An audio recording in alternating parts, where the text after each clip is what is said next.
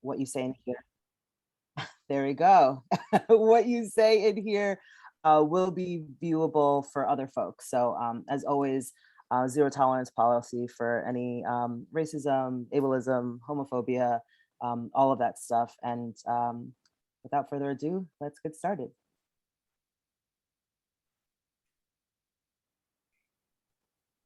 All right, everyone, thank you for the introduction, Allison.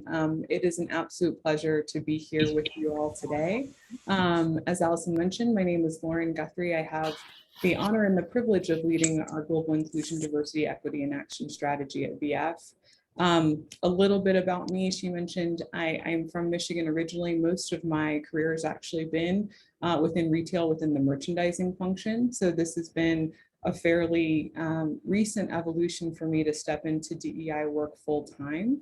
I will say have been actively engaged throughout my career in employee resource groups, which I think are such an incredible and foundational way of supporting this work really authentically within organizations, and actually had the opportunity to co-found ACE Diversity, our employer resource group, in support of racial and ethnic diversity at VF about 3 years ago. So it's been a little bit of my bridge to this work. With that being said, I have used every ounce and inch of my merchandising experience in this role, which hopefully will come through in this conversation on reporting about diversity today. So much of this work is really about mining for root cause, and we'll talk about that in greater detail. But leveraging all of your expertise, analyzing business, it's all of the work that needs to happen in analyzing the composition of your workforce and really reading the tea leaves in your culture and how that's manifesting within the organization that makes reporting really so critical. So with that, I will go ahead and jump in. So a couple of chapters for the conversation today, idea at VF and what that looks like, just to ground you a little bit in our strategy and the way that we're approaching the work. We'll talk a little bit about why data matters, collecting, measuring, and benchmarking, goal setting, and then finish up with a conversation around communication, disclosures, and compliance. But actually, before I jump in, I'm going to try to make this presentation as interactive as I can around data, but would love if you all could just drop in the chat where you're zooming in from and maybe what company you are with or representing, just so I can get a feel for who's here. And we'll be using the chat a little bit more later as well. So this is good practice. Great. Thanks, Katie, for leading us off. Seattle, Utah, Philly, Okemos, Michigan. That's my hometown. We were just talking about that. Amazing. Hi, Ultra. Okay, fantastic. Thank you all so much and for taking the time for this really important conversation. All right. So idea at VF. Hopefully many of you know who we are, but essentially we're a Fortune 250 company that is the home for 12 global brands who really represent across the active and outdoor segments. And at VF, we've really been on a journey for the past several years to establish ourselves as a value-centric and purpose-led organization. So what you'll see on the left is our purpose statement, that we seek and aim to power movements of sustainable and active lifestyles for the betterment of people and planet.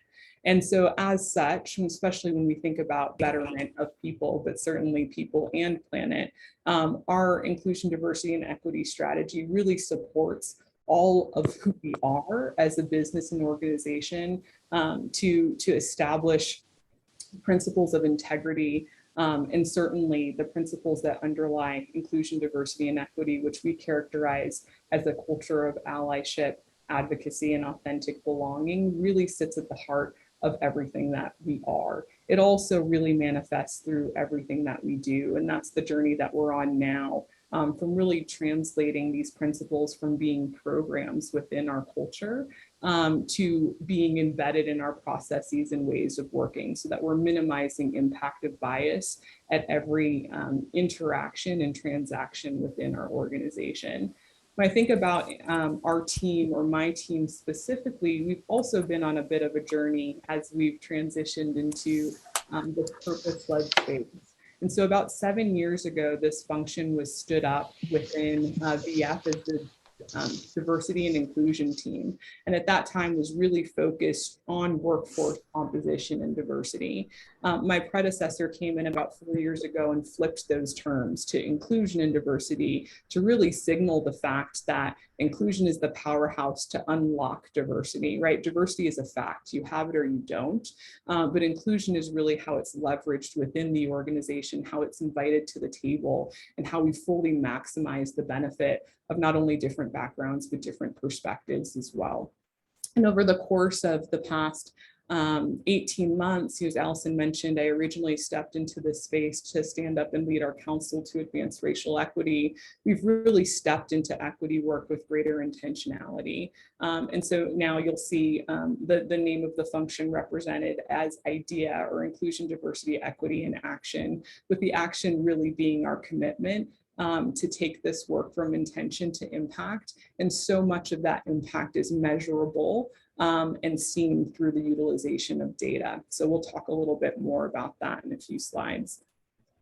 In terms of our commitment to our associates, as mentioned, all of this is really anchored around building an authentic culture of belonging, where people feel comfortable to step into their uniqueness and are celebrated for that.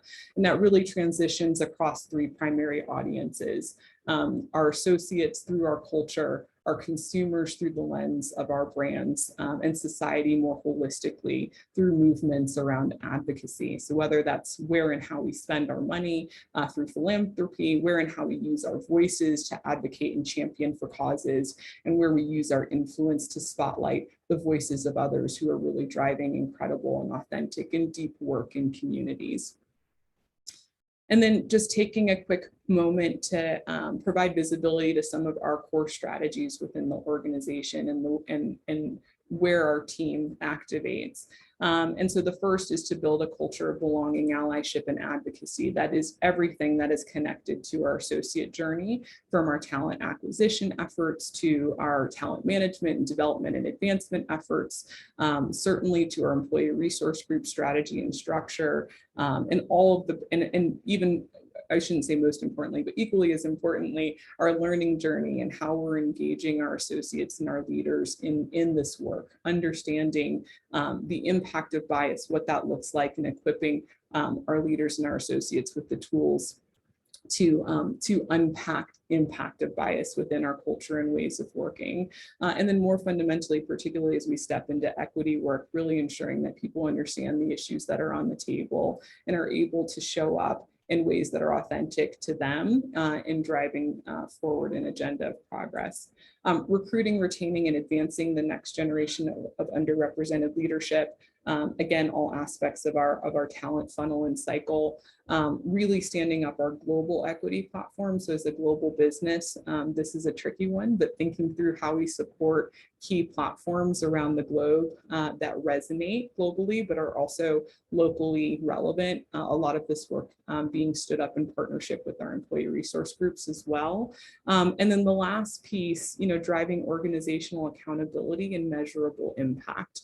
And you'll probably hear me say impact a couple dozen times throughout the course of this presentation. But the idea here, again, it's an evergreen goal for us to continue to rethink ways of ensuring that our efforts are impactful, that they're effective, and that they're serving the audiences that we're seeking to address in ways that really matter and create the right roadmap for change. That we'll jump into why this matters. Just a quick reminder for you all to mute. Thank you so much. But as we jump into this, again, would love to bring your voices into the room, if only through the chat, but to ask you first, before I tell you my perspective on why data matters when building DEI strategies, what you got? If you could drop some thoughts in the chat, I'd really appreciate it.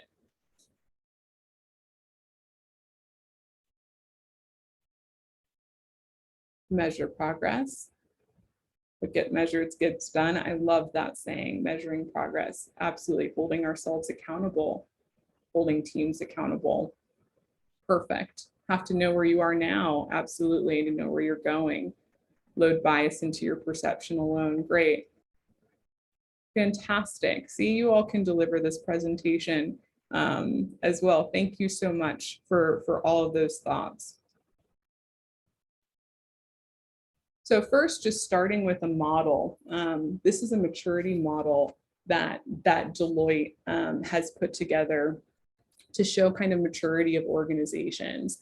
And so I agree with everything that's been said, but really this first step around executing a diversity and inclusion or a DEI strategy is really starting with an understanding of where you are today, that baseline information.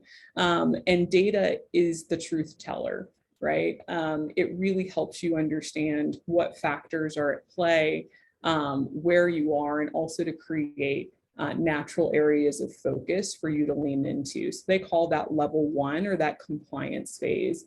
And a lot of it is really heavily driven by legal teams, HR teams, and the D&I teams as well. From there, and from that platform of truth, from that platform that hopefully provides context and opportunities to dive deeper, you can really build incremental strategies that start to take you into programmatic approaches all the way into hopefully integrated approaches as part of that learning journey. But as this shows, this diagram as moving from the left to the right side of the page, you never lose that connection to the foundation. It's omnipresent. We're always coming back to data and coming back to that place of fact to understand effectiveness of actions, to hold ourselves accountable to the right movement, to the point of what gets measured, what gets done. I love that someone said that. A lot of organizations are highly goal-oriented. And so being able to contextualize the conversation around DEI, both as a values-led conversation, but also as a business-led opportunity, also helps some members of teams really step into this work with a different level of connection. So I always advocate, approaching both conversations. It's why we do the work. We do the work because it's good for business. We do the work because it's the right thing to do based upon our values. Both of those things matter, and both of those things can be measured through data. Talked a little bit about intention to impact as well. And a lot of times when we're talking about DEI work, there's a little bit of a debate around intentionality. And I think there's room for both intention and impact in this work, but ultimately our goal of the work is to create meaningful and sustained impact for our business and for our people. Intention really sets the vision. It sets the commitment, it sets curiosity, the desire to learn, some of the key characteristics that are articulated on the page. And with that intention, you can drive action, you can drive movement, you can drive effort, you can drive hopefully coordinated and prioritized action across the business. And the result of that is desired impact. Certainly the reason why I've stepped into this work is a commitment to improve the context for others, for them to feel celebrated for stepping into their roles as full people and humans, and to also help our businesses think about the full impact of the holistic consumer base that sits out there that we can always and continuously do a better job of addressing. So impact oftentimes is the impetus for this work, but as many of you articulated in the chat, it's also where we have to use data and reporting to measure and be really clear around what our desired impact is, be clear around how we're defining success measures, and ultimately leverage data as the truth teller to tell us if impact is truly coming to fruition. From a root cause perspective, again, just throwing up a root cause diagram. And again, I think in this work, a lot of times there's an assumption that we know the problem. So even though this diagram is articulated from left to right, again, step 1 to 5, it really is cyclical. And I would say defining the problem is really defining the hypothesis, right? And using data to validate and to identify causal factors. But really what sits at the heart of this conversation is identifying the root cause, not assuming that we know the why, but following the story that data can tell us to really understand the root cause at play. And only then can we start to recommend and implement solutions. And oftentimes those solutions, if you know, in a perfect world, we'll solve the problem perfectly and we're done. But in most cases, again, this is iterative, that we're using our end results to compare back to the success factors that we've established, and then are starting the process all over again, redefining the problem, recollecting data, and again, really settling in on root cause. So as part of this, this work, this process is really critical. And again, always ensuring that we're using data to clarify if we're driving the desired and intended impact in the organization. So with that, kind of moving into collecting, measuring, and benchmarking. So talk a little bit about our approach to data collection at VF. So there are 2 ways in which our associates input data. One is at the candidate stage. So when they're submitting an application essentially for employment at VF, we collect demographic information about them. It is purely voluntary, part of the process, but certainly helps us to understand who we're attracting into the business. Once that data is collected at the candidate stage, it follows that associate hopefully as they're hired into the business throughout their life cycle within the organization. We also do self-ID campaigns to encourage our associates to update their identification within our systems, again, on a voluntary basis. And so the reasons that we do this, to the point someone made, what gets measured gets done, but also as we're building and driving programs, understanding our internal workforce composition is incredibly important. And so we're able to see this information at a localized level, as well as in aggregate, which gives us a really good understanding of who we're attracting into the business. We use a system called Workday to house our data. It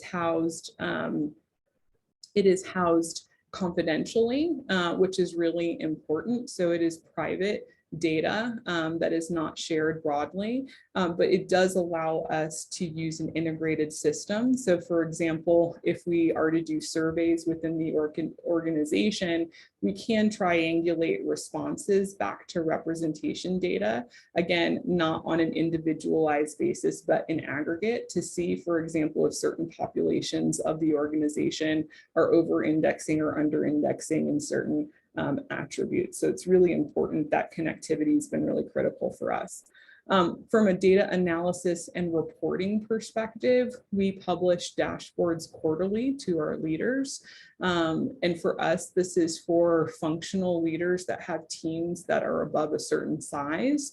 The reason that size component, again, is meaningful is from a privacy perspective. So we don't want it to be easy to identify the one person, for example, who self-identifies as a woman on a team.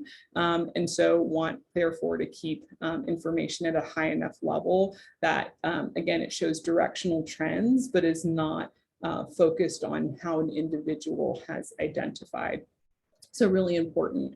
But these quarterly dashboards, I'll talk a little bit more about in a moment, but essentially give our leaders visibility into movement of their organizations, where they're over and under indexing. And as we at VF have 2 publicly held representation commitments, one is around gender parity globally at our director level and above. The other is for 25% Black, Indigenous people of color or BIPOC representation within the US at a director level and above as well.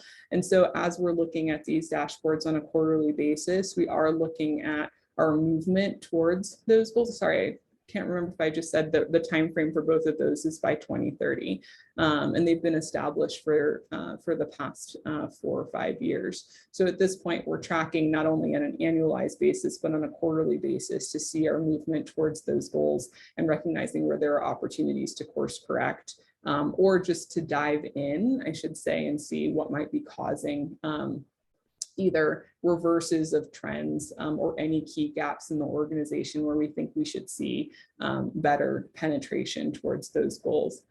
Lindsay, just pulling up on your question, any advice on encouraging staff to participate while keeping it voluntary? It is a great question. And for us, it really is helping people understand where and how this data is used, and also reconfirming that it is private to them.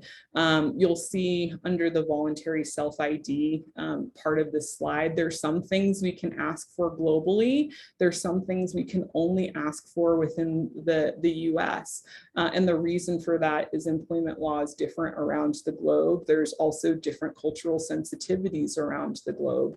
And so we try to be mindful of that. But helping people to understand that this data is being leveraged to help us improve their working environment, the equitable and fairness of our processes, to certainly to ensure that we're not seeing bias in our systems that are impacting certain groups, and by being able to see and leverage this data at a high level or in aggregate improves our ability and effectiveness in doing so. So I think transparency around how and why you're using the data is really important, and also asking for what you plan to activate around. This isn't about asking for as much information as we possibly can about our people. It's about asking for the things that we are prepared to mobilize and act on in an effective way. So hopefully that helps with your question. Another question, does the data need to be 100% confidential, or is it okay to be visible to all database users in our org? I would say from my perspective, it depends. For us, we have that confidentiality piece in order to, to help our associates feel comfortable. I would say providing that data to who needs to know it at any level that's less than, corporate wide. We, as I'll show you in a moment, do publish our data externally. So any one of you could go onto our website and download our annual profile and see our composition of our workforce, but that's done at an organizational level or at a very high level so that privacy isn't a concern. So I would focus on who needs to know it and why, and what's the story or the insight that you want to share, which is the last bullet on this page from that data. How are you using it to move your objectives forward? That should also help clarify the audience in which you share it with. But I do think confidentiality and privacy, and again, depending upon where you're operating, may even be a legal question. So something to look into there. So from our dashboard's perspective, had mentioned some of the diversity dimensions that we're looking at. This is a very high level view of our women's dashboard within the organization. So some of the KPIs that we're tracking on a continuous basis are our representation, so our composition to total. And again, this is how our associates self-identify. And then looking at our talent acquisition rates, promotion rates, we also look at job changes in addition to promotions as a way to understand where people are getting new opportunities, even if they're lateral opportunities. And then also looking at attrition, so our voluntary and involuntary termination rates. Watching those ratios shows you where there is and isn't parity. So if you're seeing acquisition at a lower rate than representation, that may clue you in to a challenge in your acquisition process. If we're seeing higher attrition, and then representation. And for many companies in the era of COVID have seen increased attrition from those who identify as women relative to their total, due to the propensity of some of those population to be primary caretakers, whether that be for children or for parents, and in many cases feeling pushed out of the workforce. So there have been really interesting macro trends that have been extending across industry that are over-indexing with certain populations. Certainly, as more and more companies step into flex or hybrid work environment, this is a really important moment in time to watch all of these KPIs really critically to see if there are over indexing certain populations within the company. For example, many organizations have used remote as an opportunity to attract more racially and ethnically diverse associates because they can recruit from a larger pool than where their immediate offices are located. So with that, you have to think about if more of that population is remote, what does that mean for that population's connectivity to culture, to leaders, et cetera, right? They're missing out on those hallway conversations or elevator conversations. So how do we make sure that through our processes, we're ensuring that there's as equal access as possible to advancement opportunities, and how I need to think about onboarding or employee engagement differently to avoid those discrepancies from happening. So just some examples of some of the macro dynamics that certainly should be seen and discovered through looking at KPIs across diversity dimensions. We also certainly look at this from a functional lens, a regional lens, a brand lens, to ensure that we're being again, we're looking for where there is discrepant or lack of parity in the performance of some of these KPIs, so that we can better understand it. Lack of parity isn't an indictment, right? It's not, that doesn't necessarily mean that those groups or those teams aren't driving the right work. There may be other aspects of how we work or how they work or where they're located, a number of factors that are in the way, but the data tips you off to where more investigation is needed. Oftentimes that means more data is needed. And we'll talk about kind of where that can come from in a moment. But the idea being that, again, this is the start of the investigation. It helps you understand your baseline and where to focus in the future. Root cause analysis requires both quantitative and qualitative validation. So I'm talking a lot right now about the quantitative side, but the qualitative side is really important as well, especially to really understand any attitudinal causes that sit behind this. So looking beyond the quant, we really, beyond self-ID, we're talking about diversity data, but really, I'm really keen to understand the behaviors that support inclusion and belonging and how prevalent they are and are felt and perceived within our culture. Certainly, as we're thinking about our equity efforts, whether that be pay equity or, or living wage conversations, I want to understand how people feel about those things. So we deploy not only dashboards looking at our self-ID data and movement across KPIs, but also use surveys. We have a biannual culture survey where we're asking questions about how people feel within our culture, that again, we can then triangulate back to demographic information and see at a macro level if there are trends there. But getting those qualitative insights, whether it be open answer questions and continuous survey efforts with your associate population, is really important, again, to understand the why. Social listening, whether that be listening sessions or other forums, like where there may be intranets or group chats, and understanding what's coming up from people. I do a lot of checking in on people, both at scale as well as on an individualized level, to understand where and how they're experiencing opportunities for within our culture or to advance our initiatives and strategies. And then from a focus group perspective, also having really targeted conversations with different populations within your organization. That can be easily done through employee resource groups or just in partnership with HR, pulling teams together, having conversations and dialogue about this work. This is something we encourage all of our leaders to do, to check in, to have the question. Simply asking, how are you, can unveil a lot of insights, particularly in tough moments, which we've had so many over the past couple of years. It's really important to ensure that you're supplementing the quantitative data with thoughtful qualitative data. And I think that can be formal or informal, but super important to provide the context to build the right programmatic and systemic support. To share our survey, I can certainly share some of our idea questions as a follow-up to that. We actually leverage some of our benchmarking partners to help us triangulate some of the most effective questions to ask. But I would say our idea questions are part of a much larger culture survey because a lot of these issues don't live, or opportunities to understand don't live in isolation. So it's tied to how we think about leadership. It's tied to how we think about talent management. So also, any question on a survey can provide insight, quite honestly, from a DEI perspective, if you start to see lack of parity in your diversity dimensions or diversity populations. So I would say any survey should be considered a DEI survey, especially if you have the ability to look at data through that lens.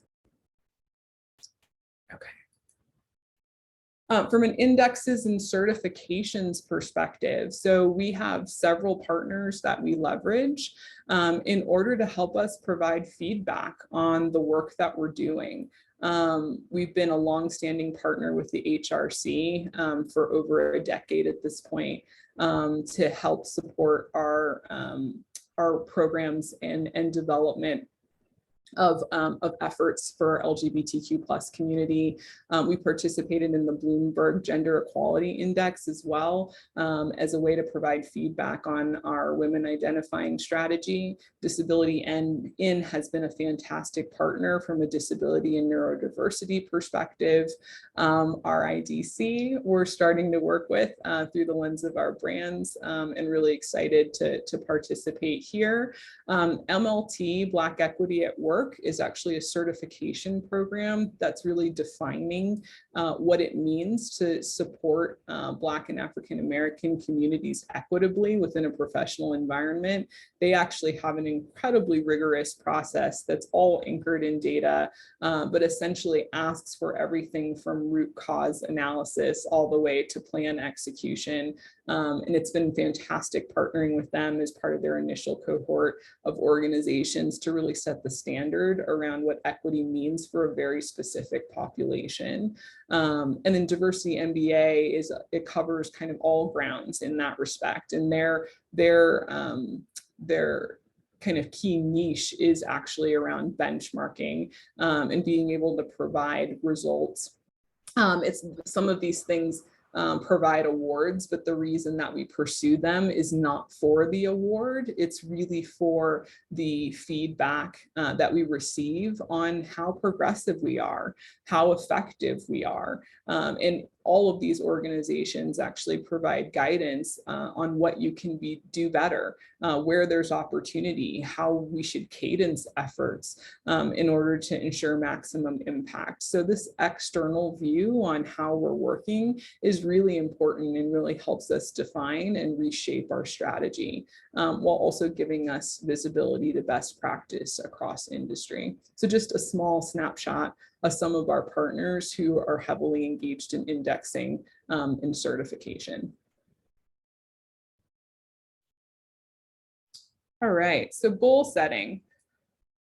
Many of you have probably heard this acronym, but I don't think it's used a lot within the DEI and HR space broadly. But when we talk again about opportunities for impact, when you're developing goals, you want to ensure that they're specific, measurable. The acronym technically suggests achievable. I would suggest actionable, because I think sometimes we all need a push beyond but what we think is achievable, but relevant certainly for the business and time bound. And so a lot of the pieces that get missed are measurable relative to the impact you really want to see, and time bound, being really clear on what's the time frame by which you seek to see that goal achieved. So SMART is what I lean back on. I encourage you all to think through what makes sense for you. But when writing goals and thinking of goals for the organization, but also at a really micro level for teams and also then for individuals, this is a really helpful guideline or framework. One of the things too that we've done this year is actually launch what we call internally pay for performance goals, but essentially beyond individual team goals or goals that have come through individual teams or function strategies. We've asked all of our leaders at directorate above to create goals around IDEA, inclusion, diversity, equity, and action, sustainability, and also leadership expectations. And there is a portion of their bonus that is tied to successful completion of those goals. So it has been a huge exercise across the organization to really think through what are the relevant SMART goals for teams. What should we pick off at a macro level, but really how do we help people make that relevant to their teams, where their teams are in their journey, for brands where their consumers are in the journey, and really helping them think through how they take these big pinnacles of strategy and make it really specific, measurable, actionable, relevant, and time bound for them. So a pretty significant organizational achievement that I'm really proud of this year, but making goal setting just part of how we work beyond the lens of the business, but into some of these really important values-driven platforms. Want to use an example of CARE just to articulate how we've approached kind of goal setting and commitments at an organizational level. So, as Allison mentioned in my introduction, I had the opportunity to launch this council last year, and it was stood up really to guide and inform VF strategy and actions to promote racial equity. It's comprised of a group of 15 leaders from across the business who are really passionate about this effort, but also who represented different regions, different functions, different types of businesses. So ensuring that our retail stores and our DC, our distribution centers were represented as we're looking at impact to our entire associate base. So looking beyond corporate, and then certainly brand representation as well. And through this group, we really sought to put together a strategy that would embed anti-racism as a core belief within our culture, but to do so through a series of programs that really look from outside in, from our associate experience all the way through to our consumer experience and opportunity for societal impact, and build that framework for the organization. So just providing an example, when we were putting together our strategy, we did some work to say we actually we had not launched a supplier diversity program at a corporate level. And so we wanted to do so as part of our economic equity initiatives, and really use VF size and scale and impact as an organization to support entrepreneurship within communities that have not historically been provided the same level of access to capital and informal networks to support entrepreneurship. So for the way that we built the strategy was first really thinking at what's the opportunity, what's the impact that we want to see, what are the key strategies that are going to help us unpack that. And then the part that on the right-hand side of the page that's really important is, what does success look like? And so what you'll notice is that there are specific, measurable, time-bound goals. The end result of this commitment was us desiring to target a doubling of our spend through direct and indirect procurement by fiscal year 2025 with diverse suppliers, and also to help support our brands in doing the same work. And so essentially what this led to was an external facing commitment. And I'm sorry, this is such a busy slide in advance, but what it's showing essentially is that we landed on 8 commitments as part of this effort, all 8 of whom have SMART goals attached to them. So what's on the page is very much the tip of the iceberg, but we're leveraging this process of using quantitative and qualitative insights to drive a perspective, really diving deep on what's the impact that we want to see to address that perspective, creating smart goals that help us hold ourselves accountable, but also these are all publicly facing. You could go on our website and pull these up today, and because we want our consumers, we want our stakeholders to hold us accountable as well, and drive the right investment and level of support to ensure that these are coming to fruition. So just an example of kind of that higher level organizational piece. So I know we don't have a ton of time, so I'm going to breeze past this question and just jump into communications, disclosures, and compliance really quickly. And Christy, I see your question. I'll come, and Janet as well, I'll come back to those in just a moment. So from a compliance perspective within the US, there is one mandatory disclosure that's required of private sector employers with 100 or more employees, and federal contractors with 50 or more employees. And essentially what EEOC disclosures provide is visibility to gender identity and racial and ethnic identity by levels or job categories. And so this is a really important way for many organizations to get started, as mentioned in that maturity curve, is just from a place of compliance. This is actually showing BlackRock's information. This isn't VF's information. And the reason I have it is because BlackRock makes it publicly accessible as part of their DEI reporting structure. And it's part of how they communicate their progress from a DEI perspective. For government contractors, many also have an affirmative action disclosure that is required. So VF historically has done some government contract work in the past. It's a very small percentage of our business today, but we still provide affirmative action plans, which require site level availability analysis. So to say, what is the availability of certain demographics at that physical site location? And it looks at your composition relative to the availability and articulates, and it requires you to establish a plan from how you're going to get from where you are today to be in line or in parity with the availability analysis from where you are. So we leverage that as a tool to ensure that our goals are reasonable within light of availability at a micro level, and that we're not working against kind of the immediate availability of people at any one given location. So these are some of the mandatory disclosures. From our perspective, we don't provide our EEO-1C data in that format, but we do provide very similar visibility to the composition of our workforce. These are actually screenshots from our fiscal 21 annual report, which we just published about a month ago. And so what you'll see from this is, in my opinion, actually provides more user-friendly information to show gender identity at a global level, but also how that breaks down, again, from very different workforce groups within our company. So within corporate and brand headquarter locations, within retail locations, within distribution centers. And what you can see from this out of the gate is that, we're actually exceeding that parity goal within corporate and brand locations, where we have a ton of opportunities within our DCs.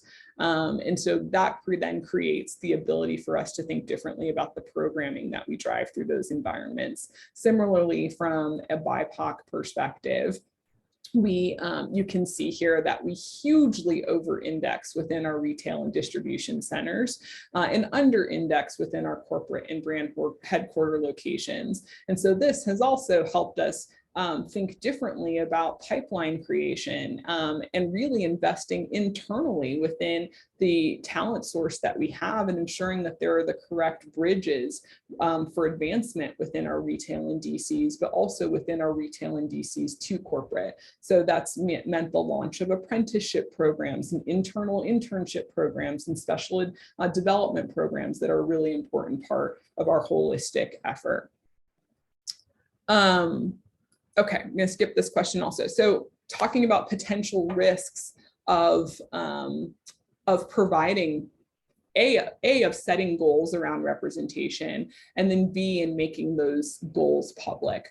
So A, as mentioned before, many of our organizations are very goal oriented. If you set a goal, it means people will go out and achieve that goal. What that means is oftentimes they are making artificial hiring decisions. I have heard, I only want to hire a woman for this role, or I only want to hire a person of color for this role. This is actually illegal. It is a form of discrimination. And so some of the risks are internal and external claims of discrimination, impact on your culture where people feel like they don't have the same advancement opportunities, or what can be commonly called as reverse discrimination, and can even lead to class action lawsuits around hiring and promotion practices. We are, as employers, are bound to Title VII, which is part of the Civil Rights Act of 1964, which actually prohibits employers from discrimination. But the way that this law was written is it protects people within certain protected classes, which are race, color, religion, sex, and national origin. But it does not protect historically underrepresented groups within those classes. It protects all people within those classes. So it says that everyone needs to be treated fairly, regardless of how they identify. And at this point in time, really super important. The conversation around fair was really critical. But what it does do now in 2021 is hold us to ensuring that we are not anchoring discrimination within our hiring process, even if we're doing so to help protect and advance historically underrepresented groups. So how do you mitigate that risk? There are a few ways in which we've sought to approach this at VF, and I know I'm encroaching on our question time. I only got 2 slides left, but from a learning, a communications, and a recruiting perspective. Having corporate DEI training, which includes deep dives into bias identification and legal compliance, is really important. Don't use quotas. And ensure your goals are pushed. We actually use the language aspirational goals, and that they're reasonable, but that they have to be reasonable in light of an availability analysis. So just being thoughtful about, am I asking for 80% people of color in an environment where there's only 4% people of color? That would be unreasonable. You can implement processes to minimize the impact of bias in your talent acquisition and promotion processes and practices. And here's the really important part. You can really encourage diversity in the recruiting process. So you can recruit equitably. I can spend a disproportionate amount of time establishing pipelines and connections with historically underrepresented groups, whether that be women's colleges or HSIs or tribal colleges or HBCUs, or building programs with organizations who have really natural connectivity to populations. But what you cannot do is say, I'm only going to hire a person of color, but stack the deck in your favor. That you can do through how you approach outreach. Does that make sense? This is a really important point. For those who are on video, a nod helps me a lot. All right, awesome. So all of this is about risk. And so as many and more companies have published their goals and commitments externally, we have seen an increase in legal activity to support this concept of reverse discrimination. So just be thoughtful in how you approach these programs. At the end of the day, this work is about diversity, equity, and inclusion. It is about choosing the best candidate for the role, but maybe you think differently about how you define best. Maybe you think differently about years of experience or conventional experience. Maybe you look outside of your normal recruiting pipelines in order to bring more diverse candidates to the table. And in fact, we've instituted a diverse candidate slate initiative where we seek to have 50% diverse candidates for every single role within the company. So again, a way in which you can stack the deck in favor of diversity, but at the end of the day, we all have an obligation to choose the best person for the role. So with that, I'll leave this for you to read on your own time, but VF has actually put together a policy statement that articulates all of this, why we think diversity is important, but also the legally compliant ways in which we seek to achieve that diversity. It's something that we link to in job posts and requisitions. It's also publicly available on our website. So I encourage you all to read it when you have a moment, but again, a way of articulating the how, not just the what, that's really important in this work. So that's the prepared content I have from there. Thank you so much, and happy to open it up to questions. Yeah, and Lauren, I can read them to you because there's been more chats. I do want to say, if anybody is signing off early, just a reminder that to continue the conversation, we have stretch sessions next week, Tuesday, December 14th at 2 p.m. for retailers, events, and brands, Wednesday, the 15th at 8 p.m. Eastern for clubs, crews, and individuals. So if your question doesn't get answered here, please bring it next week, and those are also free of charge. So the first question we had was from Janet. How did you partner with your company to transition from inclusion to belonging? And the second piece of that question is if participants could get access to the presentation you just shared. So the first, how did you transition from inclusion to belonging? Yeah, I think, we use both terms. They're not synonymous, but they both have a meaningful place in our strategy. Inclusion, there really was a shift from diversity to inclusion as the primary component, because that signals who we are as a culture, how we function as a business, and really signals our broader cultural commitment that makes diversity meaningful and possible. It's really, I shouldn't say it's easy, but it's fairly easy to attract diversity into the business. It's really hard to empower it and maintain it if you don't have a culture that's anchored in inclusion. So there was a pretty easy case to be made there. I think from a belonging perspective, for me, it's almost an equation. These things should add up: diversity, equity, inclusion. These behavioral tenets should add up to an authentic sense of belonging for our associates, and authentic is really important. For me, a lot of people talk about the comfort to show up authentically every day. I actually think, I don't know that I always want to show up authentically every day as an individual, but I want to feel empowered to step into my uniqueness. And so that's kind of how we define and think about belonging, that you are celebrated for who you are. And so a lot of when we're measuring for impact, we're really trying to measure around that sense of belonging within our associate base as a source of feedback on those other things. Are we, does our diverse population feel they belong? Are we building the right cultural tenets around inclusion that's leading to belonging? Are we being equitable, therefore fair? So it's somewhat of an equation where it all works together. And yes, I can share the deck. Amazing. Thank you.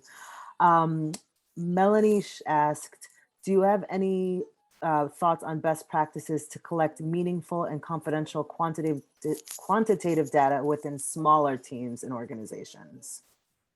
Yeah, that's a great question. I would say it may just require more high touch, especially within smaller teams. At the end of the day, it's about trust, right? People providing you with their data is a signal that they trust you to be responsible and thoughtful with it. So I would suggest having smaller group conversations around that. And if not possible to get quantitative data, people don't want to put their data in a system. How can you use focus groups or conversations in order to provide you with the insights that you need? Sometimes people are also more comfortable providing self-identifying data through a survey versus putting something in Workday in a system that lives there forever.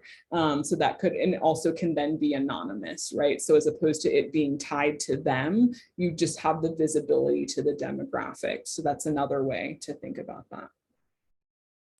Super important point about trust. Thank you for saying that. Yeah. Christy asked, as we goal set at the store level, is it appropriate to gather demographic info about our customer and see if our employees match that? Or if the customer base lacks diversity, then is that a poor goal?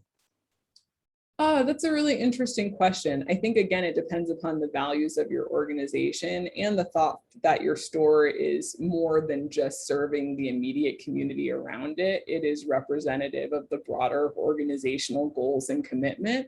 So I would look at consumer data beyond just, I think it can be a really important watch out for you if you don't appropriately, particularly when it comes to diversity, if you're not particularly reflective of the community in which you are. However, that's saying if you're in a predominantly white environment, for example, doesn't mean that you shouldn't be striving for diversity within your workforce. So I think there is an underrepresented element to this that's really important to watch out for. I don't know that I would go so far as trying to personally to solicit consumer data at an individual store level, but being mindful, right? You can see it. It's pretty easy to put your finger on what's probably even more important than your consumer is the community in which that store is anchored. That can be a good reflective mirror for you on if you're doing enough in that space. Yeah, that just really registered with me about like the community that the store is in. And then we've got time for one last question, which there's just one from Terry. How engaged have your suppliers been in joining this process? Yeah, from a supplier diversity perspective.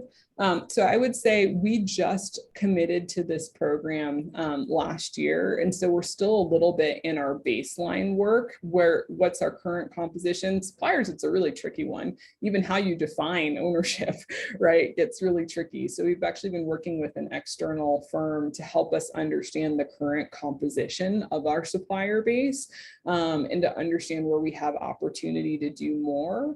We're also, are working to identify new suppliers, and a lot of that has been at a very localized level.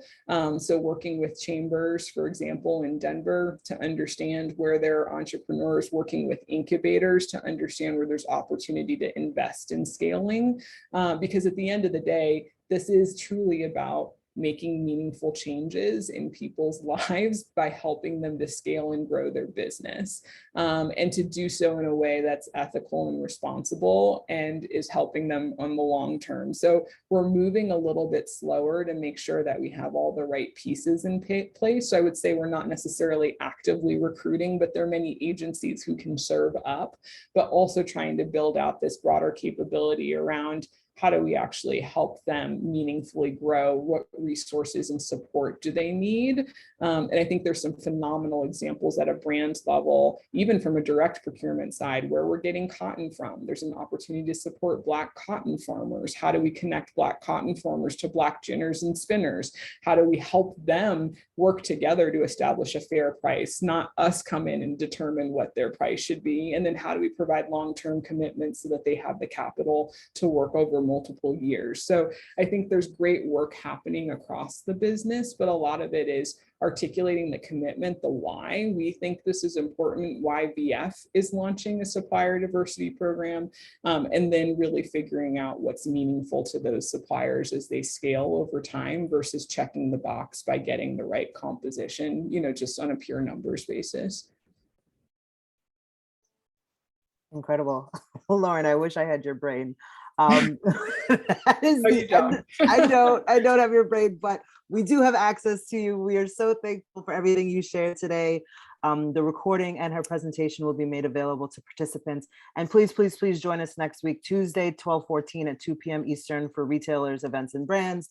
Wednesday, 12:15 at 8 p.m. Eastern for clubs, crews, and individuals. And yeah, let's continue the conversation on Circle. And again, Lauren, thank you so much. VF is so lucky to have you. We are so thankful you were with us today. Thanks for having me. Thanks for the amazing questions and the engagement too. It's nice to meet you all. Bye-bye, everyone. Thank you. Thanks, Lauren. Thank you. Bye. Thanks so much. Thank you so much, Lauren. Thank you. Nice to meet you, Terry.